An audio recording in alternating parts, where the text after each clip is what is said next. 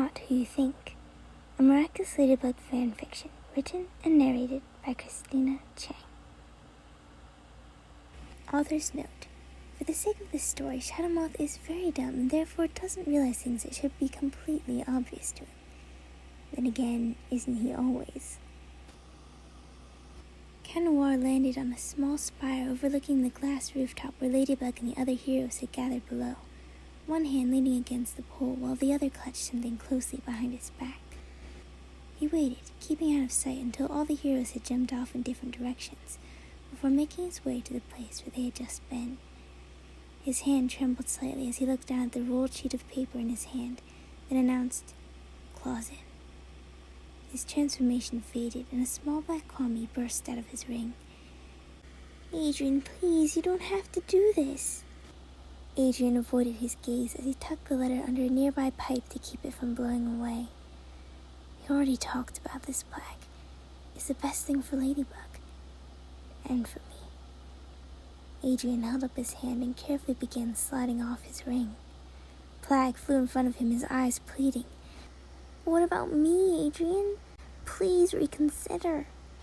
Adrian hesitated for a moment as the ache in his heart grew deeper, and he once again realized the consequences of what he was about to do. "I'm sorry, my friend, but I have to give up on everything, including you." Squeezing his eyes shut, Adrian tore off the ring and winced as he heard Plagg's desperate cries be suddenly cut off. Adrian tightened his fist around the Miraculous and stood still for a moment, the small figure alone on the roof, the silence echoing in his ears, before gently placing it beside the letter and heading toward the stairs.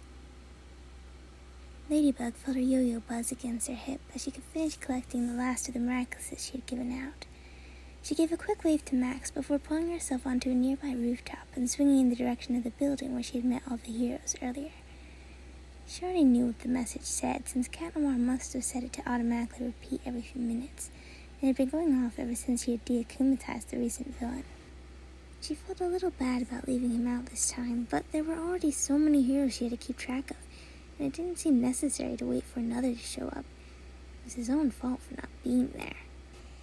She landed on the roof, half expecting him to start apologizing for his absence, but instead found the roof to be empty.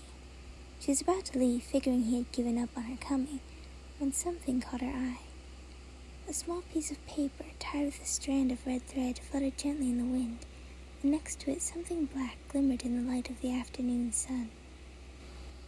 She walked cautiously over to it, then felt the breath catch in her throat as she noticed the green paw print on the side of the ring. She hastily pulled the letter from its place and unrolled it, as if in a dream. "Dear Ladybug, I'm sorry I can't be the partner you want me to be." Furious, Ladybug crumpled up the letter and squeezed it tightly into her fist. What was he thinking? Anytime things got rough, he decided to just give up his Miraculous, without even telling her before he was gone forever? Her heart froze at that last thought, but she quickly brushed it off and threw her yo-yo angrily in the direction of home. She slammed open the trapdoor to her bedroom and didn't bother to detransform, knowing that her parents had gone out for the day. Throwing the ring and paper onto her bed, she jumped down and began pacing back and forth in frustration. How could he do this to me again? How could he be so selfish? With all these other heroes I have to take care of and Shadowmoth growing stronger every day, I need to rely on him more than ever, and then he just quits? I'm the guardian. I should decide who gets to keep or lose their Miraculous, not him. She swung her leg out, sending papers flying as she kicked a pile of boxes that cluttered her bedroom floor. She knew it was childish, but kicked it again half-heartedly. The other Kwami swarmed over, and a chorus of voices asked her what had happened. "What happened is that Cat Noir decided to give up his Miraculous without ever consulting me." The Kwamis gasped in shock, and waves flew hurriedly beside her. "Perhaps there has simply been a misunderstanding. Why not activate the Cat Miraculous and ask Plagg?" Just then, Ladybug's suit disappeared, and Marinette absently dug in her pocket for a cookie before handing it to the worn-out red Kwami. Tiki took a bite, then turned to Marinette with concern. "What are you going to do, Marinette?" Marinette glanced at Waves, then replied firmly, "I'm going to get some answers." She climbed up onto her bed and slipped the black ring onto her finger, immediately summoning the Kwami of Destruction. Plagg, tell me what happened. Why did Cat Noir give up his Miraculous? Doesn't he care about how much this hurts me and understand the position he just put me in? Plagg's head shot up. How much this hurts you? Do you have any idea how crushed he was when he made this decision? But no, all you care about is what makes things easier for you, Ladybug. How things affect you. The small Colmy began to tremble with fury. You want to know what happened, Ladybug? What happened is that you made him feel worthless by always leaving him out, to the point that he thought you didn't need him anymore. You stopped treating him like a partner and treated him more like a puppet to simply carry out your masterful plans. You're as bad as Shadow Moth. Marinette gasped, her face having grown paler with every word, and Tiki darted up in front of Plagg. Plagg, you know you're not being fair to Marinette. She has no way of knowing how Cat Noir is feeling, and since you didn't tell her, there was nothing she could change. Plagg glared at her. If she didn't treat him so terribly in the first place, nothing would need to be changed. He turned back to face Marinette. You want to talk about bad positions to be in, Marinette? Can you imagine being trapped in your own house? Every aspect of your life controlled by a father who doesn't have the decency to spend time with his only son? To lose the only person who ever loved you and make you constantly wonder if you'll ever be loved again? His voice rose, and the room itself began to shake as a current of repressed frustration radiated from the destructive energy surrounding the black Kwame. Being Cat Noir was his one chance of freedom, his one chance to be someone without worrying about what his father thinks, and now even that is taken from him. You were one of the only people he felt actually cared about him, and now you've pushed him away too, making him give up his Miraculous and leaving him all alone without even me to help him. Plagg's voice broke, and the tears that had been building in his eyes spilled over as a great qualm of destruction sobbed in despair. Tiki moved silently beside him and leaned her head against his. Marinette struggled to think as every breath felt like it was choking her, and her mind spun as she tried to process all the information. She always suspected Cat Noir had a hard home life, but she had no idea he'd been so isolated. Her eyes fell to the crumpled paper that lay beside her knee, and she picked it up, smoothing it out carefully as she began to read the words. Dear Ladybug, I'm sorry I can't be the partner you want me to be. If I could change my feelings for you, I would, but I can't, and no matter how hard I try, I will never be able to stop loving you, Ladybug. I used to be happy just to have you as my friend, but now even that seems to have changed. It seems like you don't want me around anymore, and honestly, I don't blame you. I just wish things could go back to the way it used to be, just the two of us. You never tell me your plans anymore, and it seems like I'm always the last one to know when you make an important decision. I know you have a lot of responsibilities being the new guardian, and I'm sure it's not easy to carry all of that weight on your shoulders. But we're supposed to be a team, remember? If you would just tell me what's going on, I could help, or at least not get in your way. It's probably my own fault that you don't depend on me anymore, and I realize that for you to succeed, you need a partner who's able to support you in ways I cannot. I'm sorry for all the times I've disappointed you, Ladybug, and I hope you can find a new partner who's worthy of your trust. Goodbye, Ladybug. Stay safe. The former Cat Noir. Marinette stared down at the paper in front of her, dimly aware of the tears that were joining the small stains that were already there. How could he think she didn't care about him? How could he think he wasn't important to her anymore? Her heart was flooded with feelings of pain and regret, followed by an indescribable sense of loss. She could feel herself spiraling out of control and instead clung to a feeling of defensive anger. Cat Noir had made his choice. If he wanted to give up his Miraculous, there was nothing more she could do. She didn't need him. Her mind trembled as she thought those words, but she merely tightened her fists and repeated them all the more fiercely. She didn't need him. Her teary eyes caught sight of a picture of Adrian, and she breathed in shakily.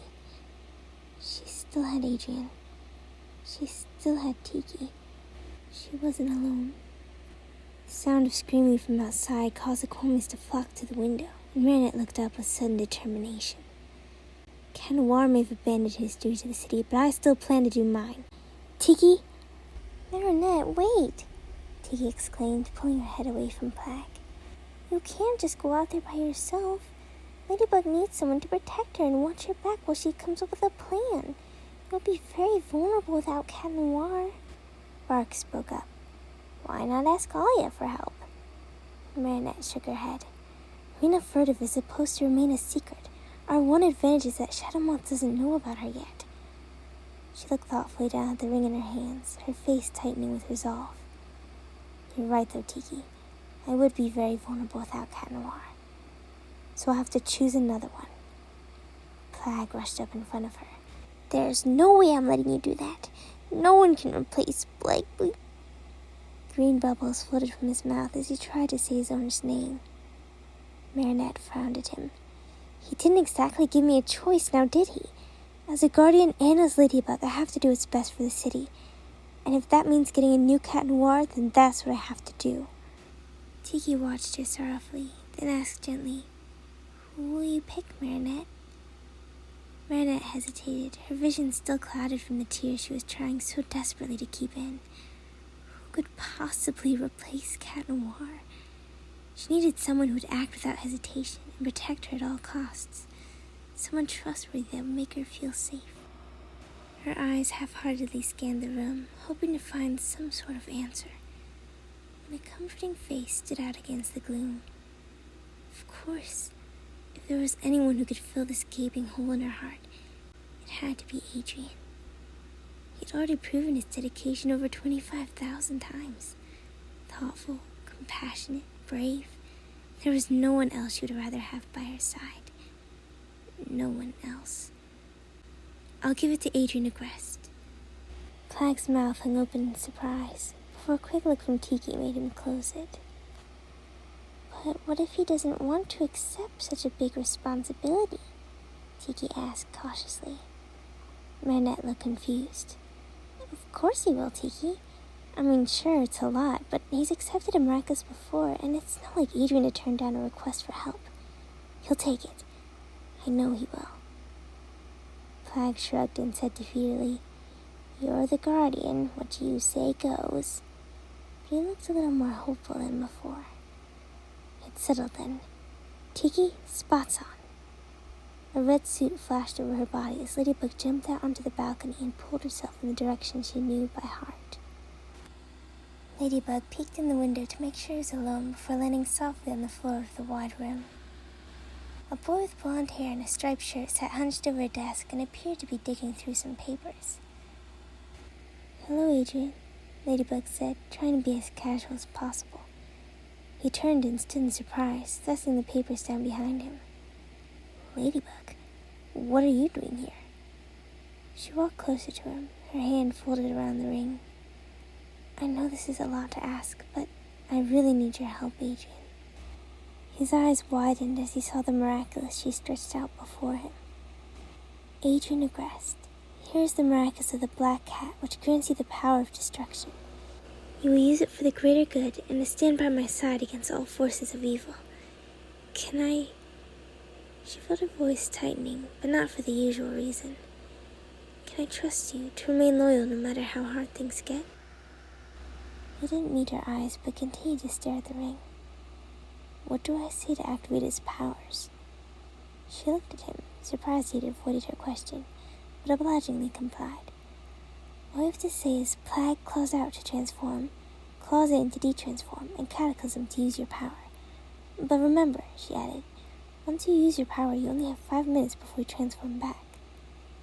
He nodded in understanding as he took the ring from her and smiled confidently. Don't worry, Ladybug. I'm going to be the best partner you could hope for. She glanced away, then said, Thanks, Adrien. I'll meet you out on the roof once you've transformed. And hurry, we have an Akuma victim to fight. Ladybug paced the roof, her mind going 1,000 directions at once as she looked through the telescope on a yo-yo and surveyed the area below, trying to plan out the best course of action. A dark shape blocked her view as someone landed directly in front of her. She looked up to see a gray suit trimmed with black and accented with several rows of buttons. A thick mask covered his face, and his hair was swept into an unkempt low ponytail. Still waiting around, Ladybug? I had time to check things out twice already, he said with a slight smirk. She closed her yo-yo and stared at him questioningly. But I told you to come meet me up here first. I was only waiting for you. I know, but I figured I'd take the initiative and scout things out for you a bit before coming up here. He studied her face for a moment before adding meekly, I mean, I didn't want to risk you running into some sort of trap out there, and I thought the best way to protect you was to be prepared for anything that might be coming. Ladybug smiled. That's very thoughtful of you, Catwalker, he supplied immediately. She nodded. Catwalker, but from now on let's stick with my plan so I know what to expect, okay? He bowed politely. Of course, Ladybug. Ladybug sighed as she noticed another villain roaming the streets. Shadow Moth seemed to have an abundance of time today. That or everyone in Paris was in a particularly bad mood, since as soon as Ladybug and Catwalker defeated one villain, they were soon faced with another. It was as if Shadow Moth was making one last desperate attempt to seize their Miraculous before finally giving up. She doubted that was likely, but a girl could hope. She told herself this was a good thing, as it gave her a chance to focus on the missions, but her thoughts kept straying back to Cat Noir. It wasn't the same without him. Catwalker, on the other hand, seemed to have been doing this his whole life. He raced back and forth, fighting with a vigor that was almost ruthless, ending fights nearly as quickly as they started. Ladybug turned her thoughts back to the villain, replaying the recent scenes in her head as she tried to decipher which object held the Akuma. Suddenly an idea came to her. Hey, Catwalker, she called from where she stood off to the side. I think the Akuma is in... Too easy, Catwalker said as he slid out from under the former villain, a blackened object crumpled in his fist. Ladybug blinked before snatching up the dark butterfly that emerged from it. You're getting really good at this, she said as she watched the purified creature drift off into the afternoon sky. Not much can stand in my way when I put my mind to something, Ladybug. He paused, staring at the former Akuma, then added, So why do you have to do that anyway? What happens if you don't catch the butterfly? She glanced back at him, then up at the sky as she replied, If I don't purify the Akuma, it will multiply, and any time that person's emotions flare up, it will trigger them, like what happened with Stoneheart. You remember that, don't you? Of course, just checking if there were any details I missed. They split up to recharge their kwamis, but soon retransformed as a bitter laugh echoed from another side of the city, where a girl dressed in yellow and black flew around in a hovering car, turning people into bananas. You all thought you got the better of me, planning a sequel behind my back, she was saying to a group of kids as they tried to run away from her. I'm the one who deserves to be the star. I'm the one who should play the queen. She angrily fired in their direction, but Catwalker leapt in front of her, deflecting the blast before leaning casually on his stick. Chloe, you never change, do you? So desperate for attention, you don't mind making a complete fool of yourself to get it. Queen Banana stood on top of her car, banana gun pointed warningly in Catwalker's direction. How dare you, ridiculous flea bag! What are you supposed to be anyway? Some sad imitation of a prince? Catwalker dodged carelessly between her blasts. Have you looked at what you're wearing, Banana Queen? But who am I kidding?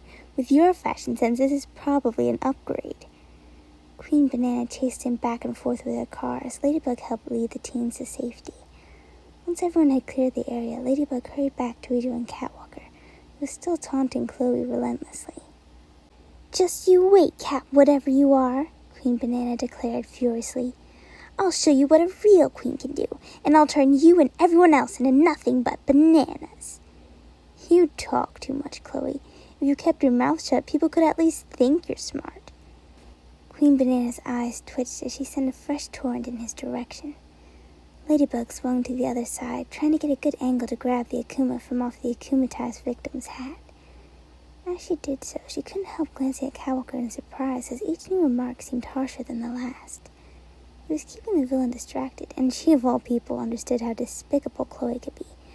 But she had never known Adrian to say anything mean about anyone, especially not his childhood friend Chloe. Cat Noir often teased the villains, but it was always good-natured, and he never insulted them personally. Her heart sank as she thought of her pun-loving partner, and she felt an ache swell up in her chest. All of a sudden, a hand grabbed onto hers and jerked her out of the way as a banana whistled past her head. Getting sloppy, Ladybug. You're lucky I pay attention enough for the both of us," Catwalker said with a contemptuous air. Ladybug felt her cheeks burn as she avoided his eyes. "Sorry, I was distracted." "Well, I guess that's why you need a partner, Ladybug." He twirled his stick, then added nonchalantly, "Why do the two maracas holders have to work together anyway? Couldn't the cat maracas holder work on his own? Why not just cataclysm the Akumas and take care of the villain himself?" Ladybug raised an eyebrow before replying slowly, "Well, he could destroy the Akuma, but without my miraculous ladybug power, nothing would be fixed back to normal. And besides, the cataclysm is often needed to be used before the Akuma is released anyways." They split up to dodge around a few cars as Queen Banana hurled more shots at them, but Catwalker quickly made his way back to Ladybug. "What about the butterfly maracas?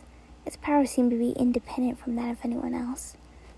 Ladybug ducked as a banana flew over her head, then responded, "Shadow Moth isn't completely alone. We know that the holder of the peacock maracas also worked with him, though why he has both now I'm not sure. But yes, he is able to use his powers without relying on anyone to balance it." Catwalker looked over at her curiously as they continued to run away. "So someone can use two miraculouses at the same time?" "Yes, but it's very dangerous." She whipped out a yo-yo and turned back to face the Banana Queen. "What's with all these questions anyway? Aren't you the one who said we should be focusing on the mission?" "Leave this to me, Ladybug." Catwalker turned in charge of the hovering car, feigned left, then vaulted himself over Queen Banana's head and snatched the pin out of her hair. "Cataclysm." Ladybug purified the Akuma and nodded to Catwalker. "Let's recharge our kwamis and see if Shadow Moth has anything left to throw at us." She quickly turned and ran into a darkened alleyway, once again secretly avoiding the chance for a pounding, despite the job well done. It had been several hours since the last Akuma attack, and things finally began to settle down. Ladybug led Catwalker over the rooftops as they continued to make their rounds, checking to be sure there were no new attacks, but it seemed as though Shadow Moth had finally decided to go back to his normal life, or whatever it was he did all day. Ladybug was about to suggest they go home when a sudden cry could be heard from the nearby stadium. Without hesitation, they swung themselves over the walls and out onto the open field, searching for the source of the cry. Ladybug tucked her yo-yo cautiously back into her belt as she surveyed the empty stadium. "That's strange. There doesn't seem to be anyone here." "I don't believe this," Catwalker said, rolling his eyes as he directed Ladybugs up to a nearby billboard. A small child in a black hoodie seemed to have climbed off the high rows of seats onto a giant sign and was now clinging fearfully to the top of the billboard. "Ladybug! Cat Noir! Help!" Catwalker briskly shot himself up next to the boy and effortlessly pulled him back down to the ground below, but his face was lined with disdain. "What's the matter with you? Don't you know better than to climb on things that high up?" The boy looked down tearfully, and Ladybug was surprised by the harshness in his tone, though she assumed it was out of concern for the child's safety. "I was trying to help Mr. Whiskers." Ladybug looked back up at the sign and realized another small creature was still trapped up on it. "Aw, don't worry, little friend. I'll get him down for you." She swung nimbly up to the billboard and held out her hands coaxingly. "Here, Mr. Whiskers. Good kitty." The cat was stiff with fear, making it easier for her to pry it off the metal bars, and she carefully brought him back over to the little boy. "Here you go. That was very brave of you to try to rescue him." "More like stupid." Ladybug shot an angry glance at Catwalker, who merely shrugged. "What? He could have broken his neck up there and no one would have known." Ladybug hesitated, as he did have a fair point. She turned back to the kid. "Next time, though, you should ask someone else for help instead of trying to do it yourself. You have to be careful, okay?" The boy nodded solemnly. "Okay, Ladybug." Then he looked curiously over at Catwalker. "Hey, wait a minute. You're not Cat Noir." Ladybug shifted uncomfortably as she realized there were a few things she would have to explain to the city. Turning back to the boy, she tried to smile as she said, "You're right. This is Catwalker. He's the one helping me for right now." The boy stared at him suspiciously, then his eyes widened as he saw the ring on Catwalker's finger. "That's Cat Noir's ring. What are you doing with his miraculous?" "Cat Noir doesn't want it anymore, so it belongs to me now." The boy gasped and tears quickly filled his eyes. "Cat Noir doesn't want to be a superhero anymore? He rushed over to Ladybug and tugged on her arm anxiously. What happened to Cat Noir? Is he gone forever? Ladybug stared at him helplessly, trying to think of an answer, but her mind turned a blank. Without getting a response from Ladybug, the boy turned back to Catwalker and sniffed as he pointed to the cat-like ears sticking up from his hoodie. Cat Noir was my favorite superhero, and I even got the sweatshirt to look like him. Catwalker rolled his eyes. Nobody cares. Just go home already. Don't you have parents or something? The boy's face twisted and he began to cry. You're nothing like the real Cat Noir. The real Cat Noir was nice to people, but you're just mean. Catwalker pulled out his stick carelessly. Whatever, kid. I'm the one who saved you. Without a second glance, he launched himself up onto the curved wall top of the stadium. Ladybug watched him go and narrowed her eyes. All right, that's it. She swung herself up and landed directly behind him. Give me back the ring, she demanded.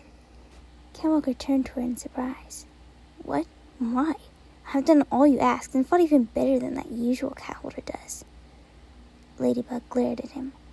You don't deserve Cat Noir's Miraculous, and you are definitely not Adrian. He would never treat a kid like that. Neither would Cat Noir, for that matter. The thought stung, but she quickly refocused on the task at hand. Catwalker smirked. Of course I'm Adrian.